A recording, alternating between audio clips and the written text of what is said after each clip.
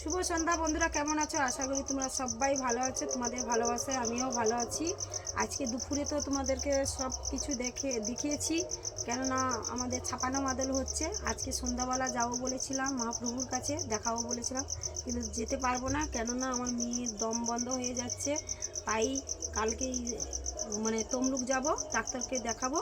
তাই দেখো, হসপিটালে দেখিয়েছিলাম যে ডাক্তারবাবুকে, সেইগুলো গুছাচ্ছি। এগুলো তো না হলে হবে না, এই ওষুধগুলো গুছাচ্ছি। দেখুন বন্ধুরা, এই দেখো, এইটা নাকের ড্রপ, আর এইটা গ্যাস লওয়া হয় মুখে, এই যে এইরকম গ্যাস লওয়া হয়, এটা নিয়ে যাচ্ছি।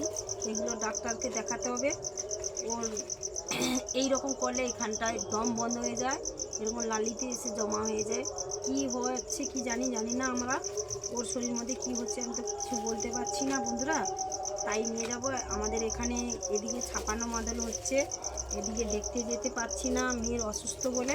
এইগুলো সব কিছু গুছাচ্ছি, ওই ডাক্তারের কাছে দেখাতে হবে তো, তাই সব কিছু প্যাকিং করছি। কালকে তমলুক যাব, ডাক্তারবাবুকে দেখাবো, তাই এগুলো গুছাচ্ছি।